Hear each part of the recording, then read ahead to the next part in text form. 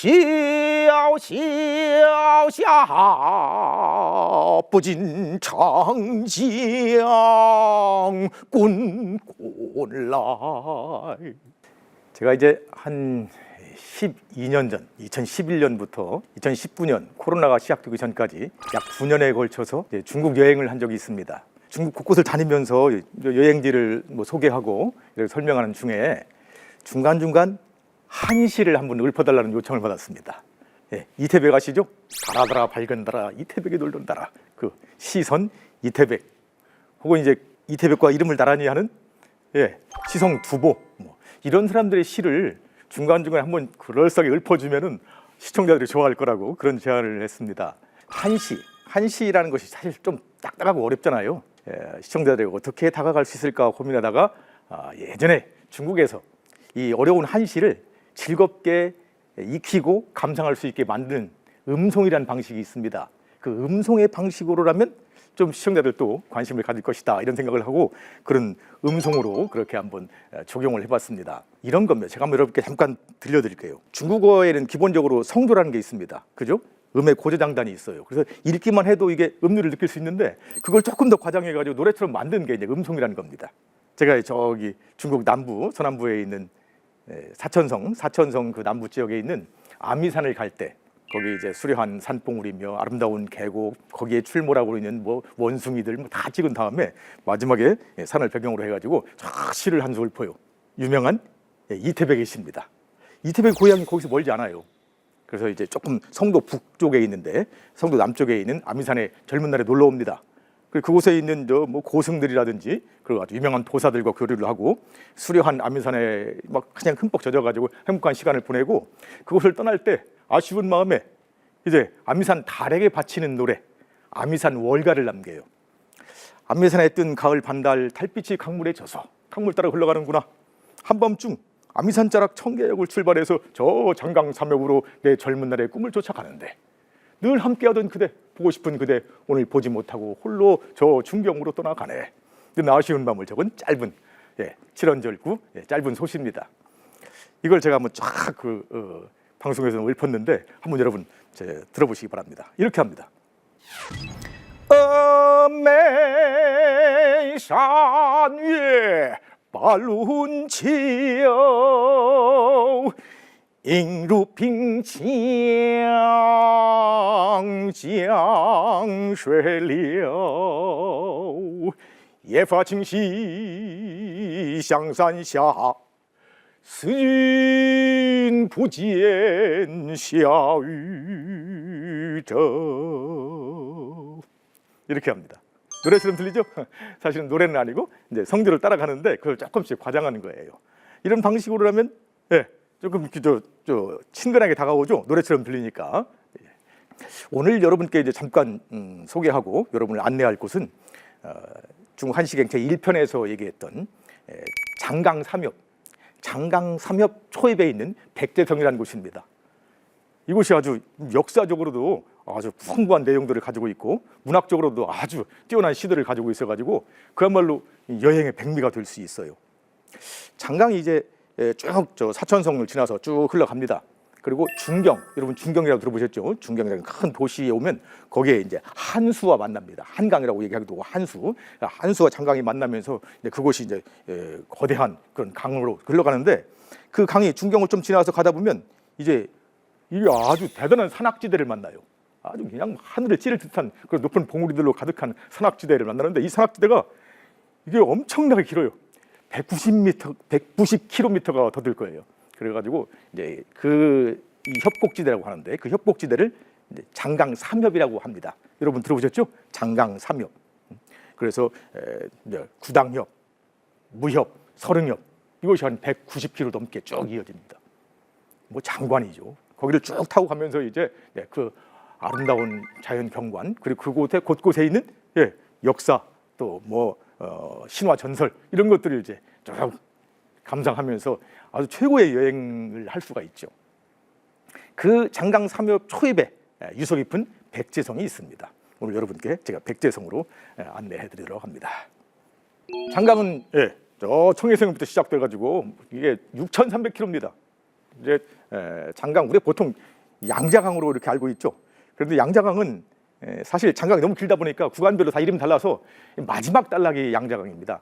처음에는 이제 하늘과 통하는 강이라 해서 통천하, 그다음에 또 저기 이제 운남성으로 오게 되면 금빛 모래, 금사강 이렇게 분리되고, 그다음에 사천성을 지난 천강, 그다음에 또 뭐 횡강, 환강 해가지고 쭉 다른 이름으로 불리다가 마지막에 상해 위쪽으로 해가지고 숙명도로 빠지는 그 구간, 이 강소성 일대를 흘러가는 강소성 절강성 일대를 흘러갈 때 그때를 이제 우리가 흔히 얘기하는 양자강이라고 부르죠. 그래서 이 장강에 이제 아까 말씀드린 대로 중경에 딱 이르면 거기서부터 이제 산악지대, 협곡지대가 쭉 이제 시작되는데, 구당엽, 무엽, 설원엽 이렇게 장강 삼엽으로 유명합니다. 우리가 삼엽댐 아시죠? 삼엽댐이 바로 이제 이 삼엽을 가로막아 가지고 만든 유명한 댐이죠. 그곳에 바로 초입에 백제성이 있습니다. 백제성 여러분 많이 들어보셨을 겁니다. 어디선가 들어보신 적이 있을 겁니다. 삼국지 좀 읽으신 분들, 관심 있는 분들은 이 백제성 아마 기억하실 겁니다. 유비가 이 백제성에서 죽죠. 이제 관우가 손권에게 죽임을 당합니다. 그죠? 그래가지고 이제 그 유비가 그 소식을 듣고는 이제 관우의 원수를 갚겠다고 해가지고 대군을 일으키죠. 사천성 일대를 장악하고 있던 이 유비가 대군을 일으킵니다. 그리고 장비에게도 얘기해서 너도 이제 빨리 군대를 정돈해가지고 나를 따라와라 해가지고 이제 손권의 오나라로 쳐들어가죠. 처음에 승승장구가 있는데 이제 손권의 젊은 장수 육손에 의해 가지고 화공으로 그냥 대패를 합니다. 그리고 이제 쫓기고 와가지고 이 백제성이라는 곳까지 오게 되죠. 이 백제성이 와가지고 이제 이 유비가 근심이 깊어지고 병이 깊어집니다. 관우 죽었죠. 또 이제 그 군대를 정돈하는 과정에서 이 장비마저 죽임을 당했습니다. 살해당했죠. 태어난 때는 다르지만 같은 날에 죽자고 했던 동생들 다 죽었습니다. 그래서 이제 이 유비가 이제 마음의 병이 깊어져가지고 결국은 이 백제성에서 숨을 거두게 되죠. 이 백제성 올라가면 이게 예전에는 육지와 연결돼 있었어요. 근데 지금은 이제 섬으로 돼 있죠. 보시면 섬으로 돼 있죠. 그리고 다리가 쭉 연결돼 있습니다. 이게 본래는 이 장강물이 수위가 이렇게 높지 않았어요. 근데 저 하류 지역에서 삼엽댐을 건설하면서 이렇게 수위가 쭉 올라온 거예요. 그래서 섬이 됐어요. 그래서 지금은 이제 다리를 놓아서 이제 가서 구경할 수 있게 돼 있습니다. 이 백제성 꼭대기에 올라가면 이제 이런 탁고당이라는 건물이 하나 있습니다. 보고 계시죠? 여러 인물들, 유비의 임종시에 참여했던 여러 초계 군신들의 모습을 이렇게 형상해 왔는데, 이 탁고당에서 이제 탁고란 말은 무슨 말이냐면 고아를 부탁한다는 뜻이죠. 내가 죽고 난 다음에 내 아들 유선을 잘 보좌해서 나를 이끌어주길 바란다, 부탁한다는 뜻입니다. 고아를 부탁한다. 그렇게 이제 제갈량에게 후사를 부탁하고 그 유언하는 중에 특별한 얘기를 하나를 덧붙입니다. 유비가 뭐 숨이 넘어가는 그런 어려운 상황에 특별한 한 주문을 하는데, 그게 뭐냐면 마속이라는 젊은 장수, 그에 대한 충고를 합니다. 이 마속은 이제 이 제갈량이 굉장히 아꼈던 부하 장수입니다. 아주 총명해가지고 아주 재력도 뛰어났고 아주 병법의 대가였어요. 근데 그 마속을 가리키면서 이 유비가 이런 얘기를 해요. 저 마속은 그 말하는 것이 실제보다 과하다. 그러니 절대로 중임을 맡겨서는 안 된다. 이 임종시 이 절박한 상황에서 그 얘기를 아주 특별한 당부를 합니다. 마속이 이게 평소에 말을 과장하는 것이 이게 아주 습관이었던 모양입니다. 그래서 이제 나중에 이 마속을 중용했다가는 또 큰 일을 그르칠까 봐서 이제 유비가 염려해서 그렇게 유언을 한 겁니다. 유비가 죽은 뒤에 이제 제갈량은 진력을 다해서 유선을 보좌하고 촉을 아주 잘 이끌어갑니다. 모든 유언들은 잘 지키고 그렇게 힘써 행했는데, 유독 그 마속을 중용하지 말라는 유비의 그 부탁은 듣지 않습니다. 드디어 이제 촉이 잘 안정이 되면서 유비의 그 유언을 따라서 드디어 이제 제갈량이 군대를 일으키죠. 북으로 쳐들어가서 조조의 유나라로 쳐들어가서 조조의 유나라를 이제 멸망시키고 한나라를 중흥하겠다는 그런 목표를 가지고서 군대를 이끌고도 나가죠. 1차 북벌입니다. 근데 그때 이제 이 마속을 중용을 해요. 가정이라는 곳이 있었는데 그게 전략적으로 굉장히 중요한 요충지입니다. 거기가 뚫리면 이제 북벌은 그르치게 돼 있어요. 근데 거기를 맡겨요. 절대로 중임을 맡기지 말라는 이제 유비의 당부를 잊은 채. 그래가지고 이제 결과적으로 어떻게 되냐면 이 가정을 잃어버려요. 이 마속이 경솔하게 판단해가지고 유비의 아니 이 제갈량의 충고를 무시하고 자기 멋대로 이제 지휘하다가 결국은 가정을 뺏깁니다. 나중에 이제 그래서 북벌이 실패로 끝나고 돌아와서 이 마속을 참하죠. 예. 울면서 읍참 마속을 배다. 예, 아끼는 장수지만 책임을 물어서 군법이 엄하니까 그 책임을 물어가지고 마속을 죽이게 됩니다. 네, 그런 내용들이 담겨져 있는 곳이 바로 이 탁구당이에요. 그 탁구당 앞에 딱 서면 바로 이제 그 언과기실, 그걸 이제 한자로 언과기실이라고 합니다. 말이 실제보다 과하다. 보통 우리가 많이 과장해서 하잖아요. 그죠? 날 좀 돋보이고 싶은 마음에 자꾸 실제보다 과장하기 십상인데 이런 걸 한번 반성하게 하는 그런 장소이기도 하죠.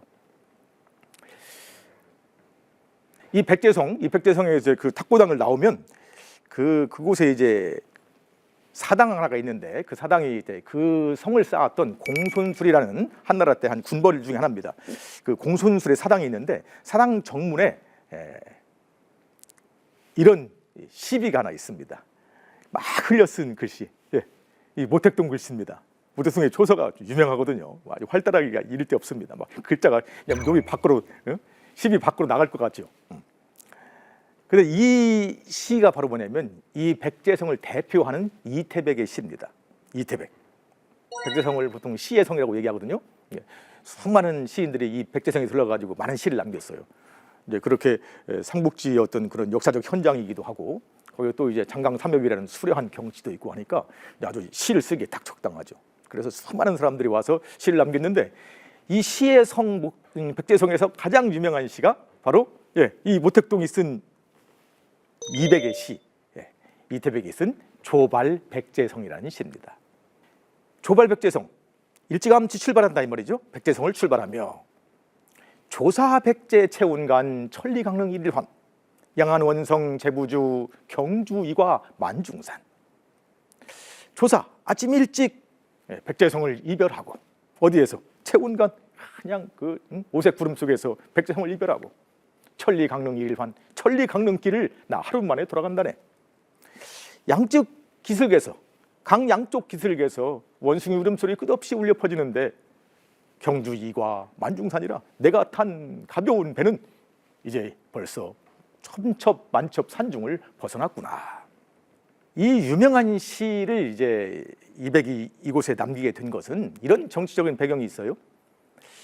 이백이 이 당나라 중기에 일어났던 알록산난과 관련된 정치적 사건에 휘말리게 됩니다.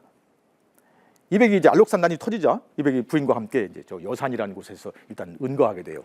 그런데 그 당시 이제 저쪽 사천성으로 피난했던 현종이 두 아들에게 명령을 내립니다. 큰 아들 이형에게는 북쪽에서 군대를 모아서 이제 장안과 낙양을 탈환하라고 하고 또 다른 아들인 이린이라는 아들이 있어요. 그 이린한테 그때 영왕이었는데 영왕한테는 또 남부 지방에서 군대를 모아가지고서 협공을 하라는 지시를 합니다. 그런데 이게 두 형제간에 그 와중에 권력 싸움이 일어나요. 큰아들인 이형은 자기가 멋대로 이제 황제가 됩니다. 그래서 숙종이죠. 이 숙종이 자기가 황제가 되놓고는 이제 아버지 현종을 이제 상황으로 이렇게 뒷방 노인으로 밀어내고는 자기 동생한테 군대를 거두라고 지휘권을 박탈합니다. 그러니까 말을 안 들으니까 결국은 군대를 보내가지고 이 영왕 이린을 죽이죠. 그리고 이제 그때 영왕 이린의 막부에 이 이백이 참여했었습니다. 그래가지고 결국은 이백도 내란 부역주의가 돼가지고서 사형을 앞두게 됐죠. 그리고 이제 사형 당할 뻔했는데 가까스로 구명운동을 해가지고 부인이 그래가지고 이제 결국은 저 멀고 먼 귀주성 야랑이라는 곳으로 유배가 됩니다. 그래서 야랑을 가기 위해서 이제 장강 삼엽을 거슬러 올라야 되는 거예요. 겨우 내내 막 그냥 그 거센 파도와 싸우면서 이제 3개월 동안 이 장강 삼엽을 거슬러 옵니다. 그래서 드디어 이제 장강 삼엽이 끝나고 이 백제성에 딱 도달할 무렵에 딱 와서 보니까 그냥 이 이백한테 사면령이 떨어졌어요. 60살 다 됐어요. 그러니까 사실 이제 그 유배를 가면 다시 돌아오지 못하는 거의 뭐 죽음의 길을 가는 것이었죠. 그런데 그런 이백에게 사면령이 떨어졌어요. 당시 이제 관중 지역, 그러니까 지금 이제 섬토성 일대에 큰 기근이 들었어요. 근데 그렇게 큰 기근이 들면 황제는 이제 보통 죄수들을 방면해줘요. 틀림없이 죄수 중에서 억울한 사람이 있어가지고 하늘이 노하는 것일 것이다. 이렇게 인식하는 거죠. 그래가지고 사형당할 사람은 유배형으로 감형, 유배형 이하는 전부 집으로 이렇게 방면을 해줘요. 그래가지고 거의 그 명단에 이제 200이 들어가는 거예요. 그래가지고 이건 죽음의 길을 가는 죽음의 문턱에서 그야말로 살아 돌아오는 격이잖아요. 그래가지고 그때 그 자신의 환희, 자기 즐거움, 그것들을 이제 남긴 것이, 그것들을 가지고 시를 쓴 것이 그 유명한 조발 백제성입니다. 아침 일찍 백제성을 출발하며 아침 오색 구름 속 백제성을 이별하고 천리 강릉을 하루 만에 돌아간다네. 오색 구름, 그 빛나는 오색 구름은 이제 이 200의 환희를 상징하죠. 천리 강릉길. 이건 뭐냐면 이 삼엽이 다 끝나고 그 다음에 이제 넓은 강이 흐르는 장강의 첫 번 만나는 도시가 이제 강릉입니다. 지금 형주인데 이 강릉 거기까지는 이제 천리길이라고 보통 얘기하는데 거기 올라올 때는 600길 그 가는 동안은 3개월 걸렸어요. 그런데 이걸 뭐 하루 만에 돌아간다고 했으니까 이건 이제 그만큼 이제 이 기쁘다는 뜻이죠. 아주 그 환희 그것들을 이제 드러내는 그런 비유라고 할 수 있죠. 그런데 장강 양쪽으로 기슭에 원숭이들이 참 많이 살았습니다. 지금도 있어요. 지금도 이제 한동안 이제 그곳에 큰 배들이 다니니까 원숭이들이 숨었었는데 다시 또 이제 방사를 했어요. 그래가지고 장강 삼엽 일대 원숭이들을 흔히 볼 수 있습니다. 그런데 이 원숭이들이 특별히 가을에 원숭이들이 우는 소리가 굉장히 그렇게 서글펐대요. 그래가지고 그곳을 지나다니는 뭐 그런 귀양 가는 그런 관리들 혹은 멀리 집을 떠나서 오랫동안 타지를 떠도는 장사아치들 이런 사람들은 이 원숭이 울음소리가 굉장히 구슬펐기 때문에 그 소리를 들으면 누구나 다 눈물을 흘렸다고 그랬어요. 그런데 이 시는 달라졌어요. 잘 보세요. 양쪽 기슭에 원숭이 울음소리 끝없이 울려 퍼진다. 근데 쓸쓸한 기색은 전혀 없어요. 뭐예요? 마치 즐거운 빵빠레처럼 들려요. 시인의 무사 귀환을 축하하는 이제 죄인의 몸에서 자유로운 세계로 나가는 이 200을 축하하는 빵빠레로 들린단 말이죠. 경주이과 만중산이라 내가 탄 가벼운 배는 경주 이미 짐을 다 유형의 그 짐을 다 벗어버린 이제 가벼운 어깨를 말하는 거죠. 이미 이 첩첩 산중을 다 벗어나서 이제 쫙 넓은 강으로 나가게 되었구나. 앞으로 자신의 삶에 펼쳐질 아주 그 행복한 그런 미래를 이제 상상하고 그것들을 축복하는 그런 구절입니다. 이 시가 이제 이 백제성을 대표하는 시예요. 제가 한번 읊어드릴 테니까 한번 들어보시기 바랍니다. 옛날식으로 옛날 음성으로 한번 읊어드릴 테니까 들어보시고 그 안에서 약동하고 있는 이 200의 환희를 한번 느껴보시기 바랍니다. 자우츠 보디 자윈젠 첼리장링 이르화 한량안 유한성 디부주 칭châu 이고 완종산. 그래서 지금도 많은 사람들이 이곳 백제성에 와서 이 200의 시를 읽으면서 그 안에서 글자 사이사이에서 용출하고 있는 200의 환희, 천년 세월이 흘렀지만 여전히 시들지 않은 그의 환희, 기쁨, 그것들을 이제 맛보는 거죠. 그러면서 그때 200이 가벼운 배가 첩첩 산중을 다 힘이 벗어났다고 얘기하는 것처럼 우리 스스로의 삶을 막아서는 그런 난관들로 다 벗어나서 인생이 순조롭게 항해할 수 있기를, 순항할 수 있기를 기원하는 그런 시가 되고 그런 시의 공간이 되는 거죠. 이렇게 이제 200이 환희의 노래 조발 백제성을 부르고 떠나간 지 8년 뒤에 이곳을 찾아온 또 다른 유명한 시인이 있었습니다. 누구예요? 두보입니다. 두보. 200과는 굉장히 친했죠. 11살 차이지만 뭐 형님 동생 하면서 오랫동안 함께 여행도 하고 아주 그래서 이제 사실은 이 당나라 가장 주된 장르인 당시 이 시의 최고봉을 두 사람이 이제 일궈냈는데 이 두보가 이제 8년 뒤에 이곳 백제성에 흘러옵니다. 알록산난이 발발했을 때 가족들 데리고서 이곳저곳 피난하면서 이제 삶의 터전을 찾아서 이제 헤매던 두보가 이제 성도까지 오게 되죠. 저 감숙성 일대를 떠돌다가 성도에 오게 되고 거기서 얼마간 이제 친구의 도움을 받아가지고서 좀 이렇게 평화롭게 살다가 다시 그 친구도 죽고 그래가지고 다시 이제 이제 고향에 돌아가자. 전쟁도 끝났으니까 그래가지고 이제 장강을 따라서 쭉 내려옵니다. 그런데 백제성에 이르렀을 때 그때 병이 깊어져요. 그 더 이상 가지 못하고 백제성에서 이제 그곳에서 한 2년 가량 살게 됩니다. 그때 이제 이 두보가 그곳에서 아주 최고의 작품들을 많이 써내는데 그 중에서 7원 율시 중에서 최고의 작품이 바로 이 백제성에서 나왔어요. 바로 등고라는 시입니다. 등고. 등고라는 말은 높은 데 오르다는 뜻이죠. 높은 데 오르다. 이건 이제 단순하게 높은 데 올라가는 게 아니고 중양절이라는 중국의 전통 명절이 있습니다. 음력 9월 9일이에요. 그 음력 9월 9일이 되면 이때 이제 온 가족이 함께 이제 산에 소풍을 갑니다. 높은 산에 올라가서 거기서 이제 곳곳에서 붉게 물들고 있는 그 산수유의 붉은 열매를 따가지고 이제 머리에 꽂습니다. 이제 그 붉은색으로 이제 사악한 기운들을 쫓는다는 벽사의 의미가 있죠. 그리고 이제 준비한 국화주, 곳곳에 또 국화가 많이 피는 계절이니까 국화를 따서 이제 그 술에 띄워서 마시기도 하고 그렇게 하면서 장수를 기원하기도 하고 이런 것이 이제 이 9월 9일 중양절의 풍속인데 그때 높은 산에 올라가는 것을 등고라고 합니다. 백제성에 와서 이제 이 두보가 중양절을 맡게 됐습니다. 중양절은 항상 온 가족이 함께 이제 산에 오르는 그런 날입니다. 가족 행사가 되는 거죠. 그런데 이제 오랫동안 이 두보의 마음에 큰 근심으로 눌려왔던 것이 뭐냐면 전쟁통에 뿔뿔이 흩어진 동생들의 안부입니다. 전쟁이 끝나고 지금도 아직도 못 들어가고 있어서 동생들이 어떻게 살고 있는지 알 수도 없습니다. 그래서 그 동생들에 대한 염려, 고향에 대한 그리움 이런 것들을 가지고서 이제 이 두보가 중양절에 특별히 온 가족들이 함께 동생들과 함께 늘 올랐던 중양절에 이제 홀로 동생들에 대한 염려와 고향에 대한 그리움을 가지고 홀로 높은 산에 올라서 이 시를 지었던 거죠.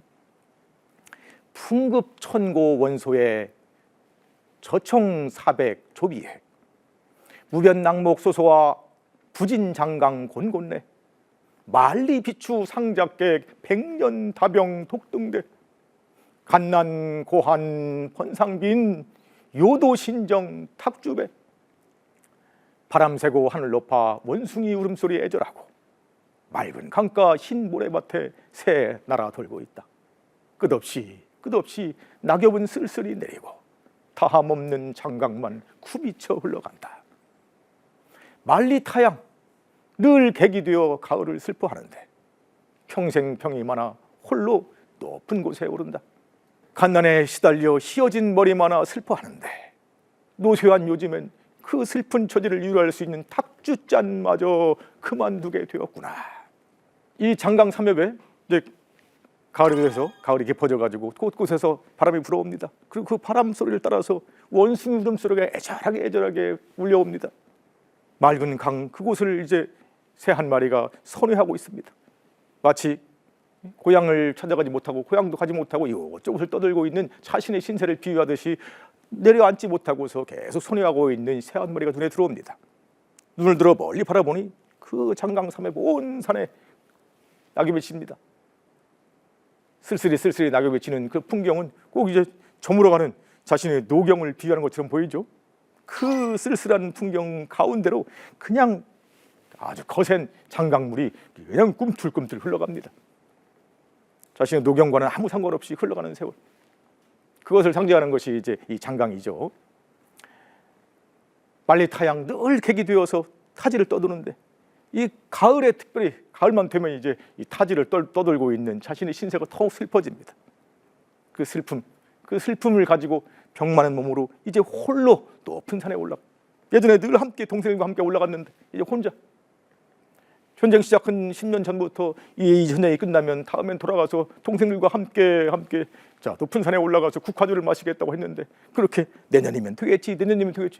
이것이 지금까지 오랜 기간 동안 결국은 동생들의 안부도 알 수 없는 채로 흘러왔어요. 머리는 하얗게 이 지독한 가난으로 이 유랑으로 머리는 하얗게 돼서 그것도 슬픈데 이제 너무 뇌쇠해서 그 슬픈 처지를 이뤄줄 수 있는 탁주잔마저 들 수 없게 되었다고 이렇게 침울한 시를 남기고 있습니다.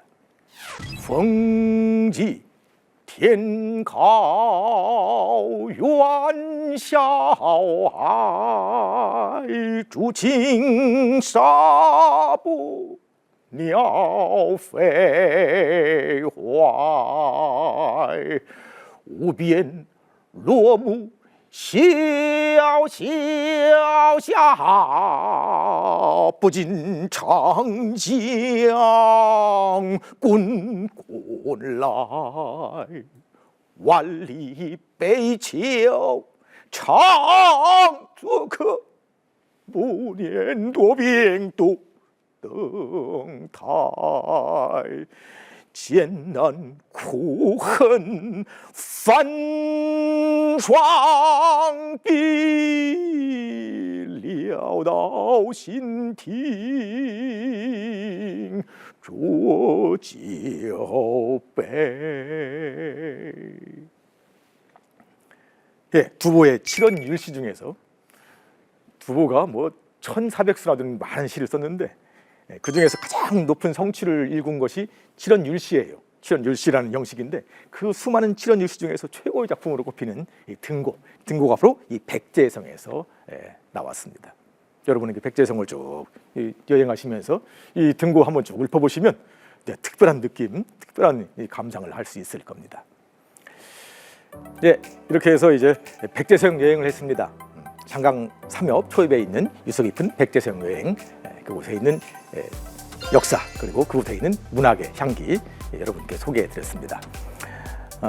혹시 여러분 이제 나중에 기회가 되시면 꼭 한번 백제성에 가보시기 바랍니다. 그리고 가보시기 전에 제 책을 한번 꼭 읽고 가세요. 백제성에 대한 안내를 제가 상세하게 해놓고 있으니까 그거 쭉 읽고 가시면 느끼는 것도 보이는 것도 달라질 겁니다. 예, 함께해 주신 여러분 고맙습니다.